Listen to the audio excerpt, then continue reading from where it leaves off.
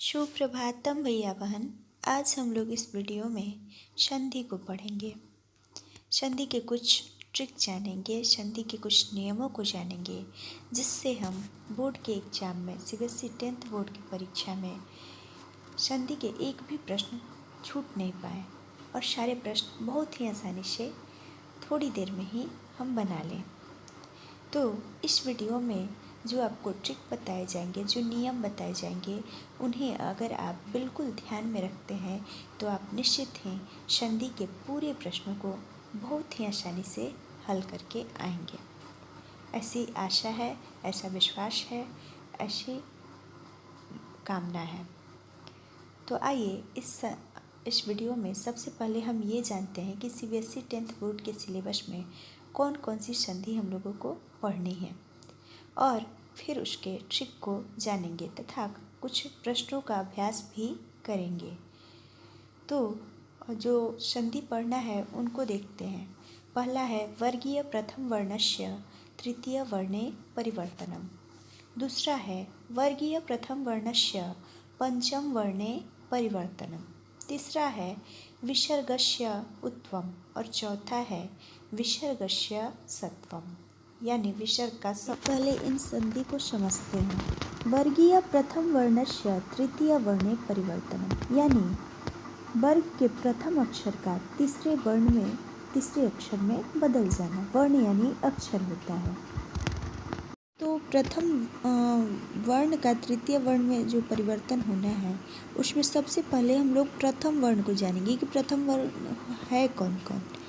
तो क, च, ट, त, प, यानी कवर्ग का प्रथम वर्ण क है, चवर्ग का प्रथम वर्ण च है, टवर्ग का प्रथम वर्ण ट है, तवर्ग का प्रथम वर्ण त है और पवर्ग का प्रथम वर्ण प है। तो इसको तीसरे में बदलना है, यानी क को ग में, च को ज में, इस प्रकार से बदलना है। दूसरा जो नियम है वह है वर्गीय प्रथम वर्णस्य पंचम वर्णे परिवर्तनम, यानी वर्ग के पहले अक्षर को हमें पांचवें अक्षर में बदलना है। यानी क को म में, च को य में, ट को अड़ में, त को न में और प को म में। अगला है विसर्गस्य उत्वम, विसर्ग का उ बन जाना।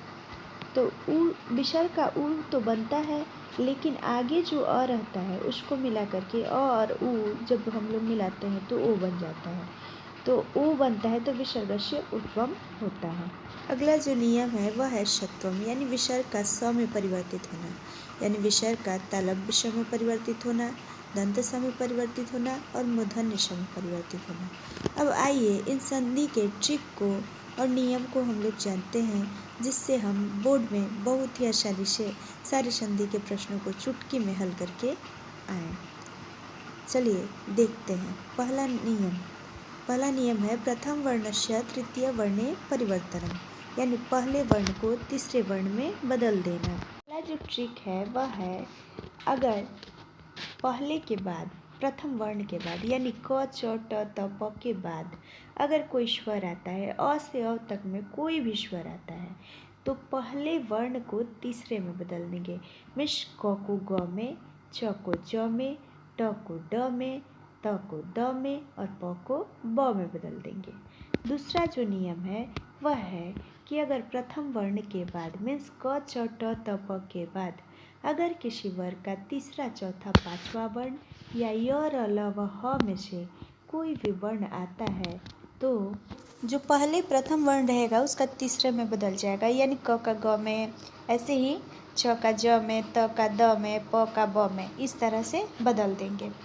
अब चलिए अब हम लोग इसका एग्जाम्पल देखते हैं। जैसे जगत जोड़ ईशा है तो त पहला है, उसके बाद स्वर आया है तो त को द में बदल देंगे तो जगदीशा हो जाएगा। ये है अच जोड़ अंतः, तो च पहला वर्ण है और अस्वर है, तो पहले वर्ण के बाद स्वर आया है तो पहले वर्ण को तीसरे में बदल देंगे।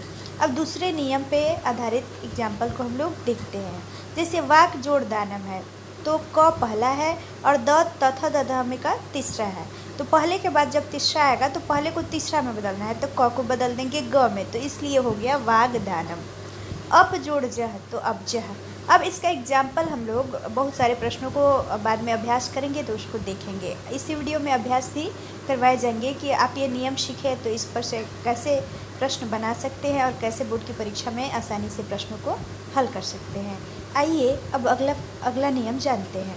अगला नियम है वर्गीय प्रथम वर्णानाम पंचम वर्णे परिवर्तनम। वर्ग के प्रथम अक्षर को पंचम अक्षर में बदलना।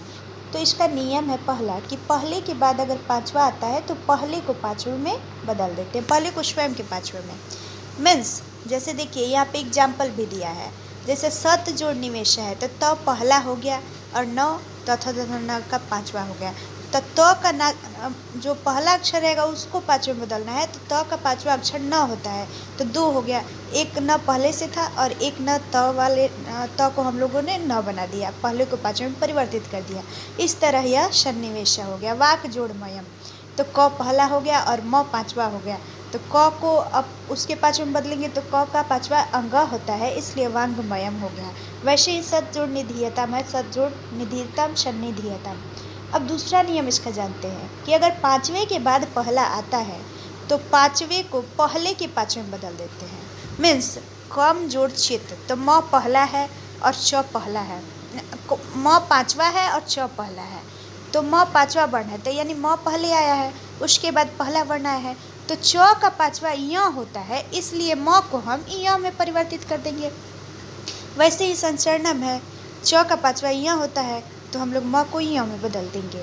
आइए अब अगला नियम देखते हैं। इसका एग्जाम्पल हम लोग फिर बाद में अभ्यास में देख लेंगे। अगला जो संधि हम लोगों को पढ़ना है वह है विसर्गस्य उत्वम, यानी विसर्ग का ओ में परिवर्तित होना, ऊ में परिवर्तित होना और अ मिलके ओ हो जाता है, इसको हम जानेंगे। जैसे विसर्ग के पहले अ होगा और उसके बाद विसर्ग होगा, अ के बाद विसर्ग होगा और फिर अ आए, चाहे तीसरा चौथा पांचवा वर्ण आए, यानी ग घ अंग ज झ य इस प्रकार के वर्ण आए, या य र ल व ह में से कोई भी आए तो विसर्ग का ऊ हो जाता है और विसर्ग के पहले जो अ है उसको मिला करके अ और ऊ मिल करके ओ हो जाता है। तो जैसे देखिए इसका एग्जाम्पल हम लोग देखते हैं।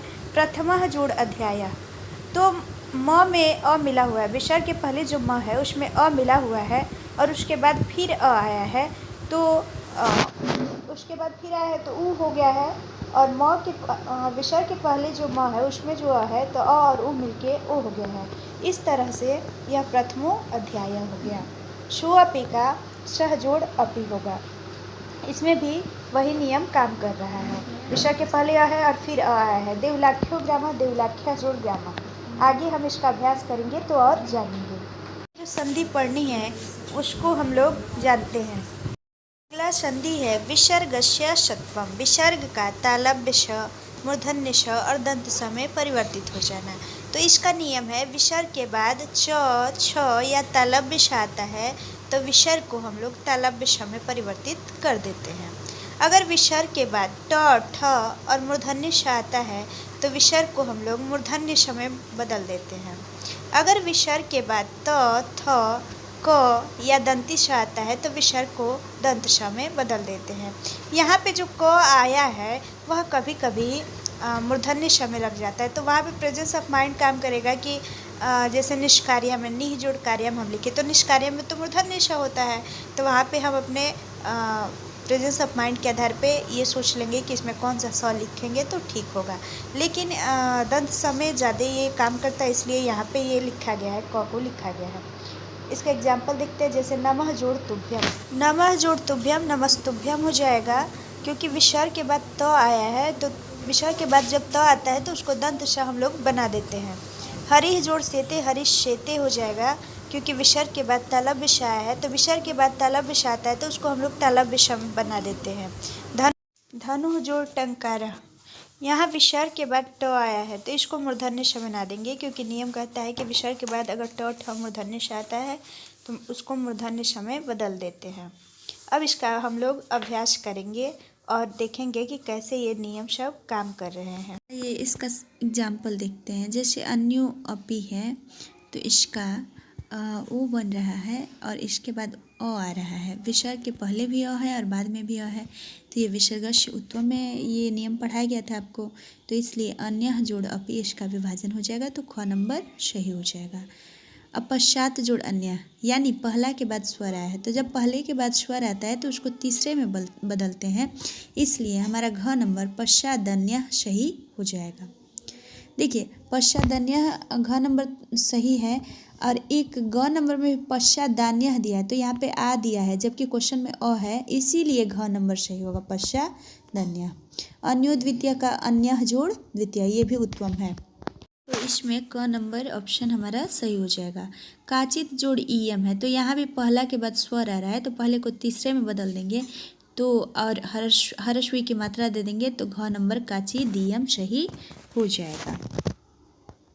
आइए अब अगला प्रश्न देखते हैं। भयाकुल चितो नष्ट है, तो इसका ये भी विसर्गस्य उत्तम है, क्योंकि त में अ आ रहा है, जहाँ पे ओ बन रहा है तो वहाँ पे विसर्ग दे देंगे, भयाकुल चितः जोड़ नष्ट, क्योंकि पहले भी आ रहा है और बाद में पांचवा वर्ण आ रहा है, तो ये उत्तम में, उत्तम का नियम कहता है कि विसर्ग के पहले अ होना चाहिए और बाद में तीसरा चौथा पांचवा वर्ण में से कोई हो तो विसर्ग का ओ बन जाएगा, उ बनेगा और आगे का अ मिला के ओ बन जाएगा।